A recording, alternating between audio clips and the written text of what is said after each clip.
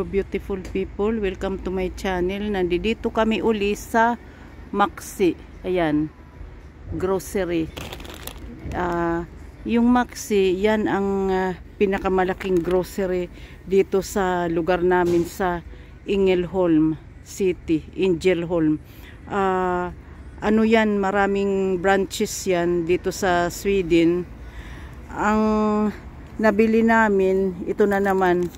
Marami na naman ang nabili namin. Mabot ng ito 5,474 kasi ang ano ngayon ang Swedish crowns more or less 6 mahigit 30,000 ano. Ayan yung pizza yung 10 October 26, 2025. Sabi ko nga sa inyo, sa isang buwan, hindi lang kami isang bisis, dalawang bisis, tatlong bisis na at least 3 bisis na malalaki ang binibili namin, at saka pwera pa yung maliliit-liit kasi pag may ubos na ganun, sasabihin ko kay Sven Erik, maggrocery ka, ganun. Itong Sven Erik naman, bili ng bili, pagkatas pag mag-isa lang, kakain lang yan ng isang bisis a day. Pagkatapos plastic na tinatapon na mga pagkain, na mga chocolates, candies, cookies, kung ano-ano, bili lang siya ng bili, pero hindi naman niya masasabihin natin kakainin niya.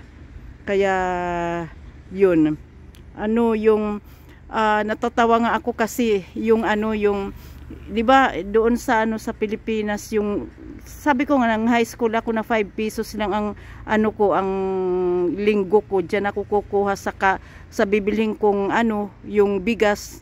Ang pinakamura noon in GE 180, 3 kilos ang ang dapat eksakto mais ang binibili ko. Tapos yung ulam ko yung hipon na maliliit na bagoong. Pagkatapos ngayon dito ako, kumakain ako ng salmon. Pagkatapos araw-araw kumakain ako ng sirloin steak. Kasi yan naman ang kinakain ko talaga na beef, yung rig beef. 'Di ba parati ako sa mga vlog ko. Yun, marami. Sa ngayon wala silang gaanong rig beef ngayon. Ayan yung mga yung mga binili namin, hindi may mga binili rin ako na rig beef, sirloin steak yun, pero ilang piraso lang yun. Saan na ba yun? Yung ko sobrang dry yung ko. Yung ko ba? Yung kamay ko sa kahugas ng kamay. Ayan. Pagkatapos, yan ang mga binili namin ngayon. Ayan. Wala silang masyadong dito yung sirloin steak. Rig beef ang tawag nila. Sana ba yun? Basta may binili ako dito. Yung lax, ayan, yung yun, filet, yung yan, yung salmon na isda yan. Sana ba yun yung rig beef na yun? Basta, ayan, may binili ako. 6 lang pala na piraso. 5.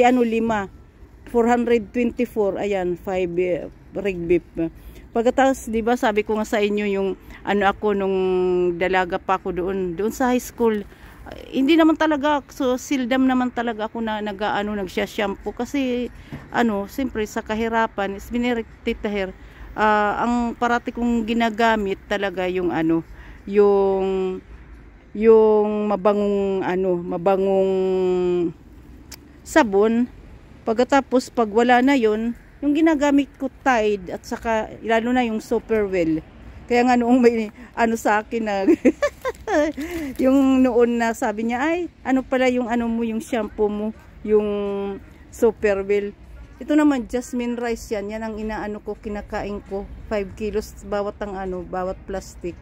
Pagkatapos ngayon, natatawa na na yung nagsha-shampoo ka ng Superwell, pagkatapos ngayon nakakabili ka na ng mga mga mamahaling mga perfume, mga Chanel No. 5 o kung mga dyan na mamahalin.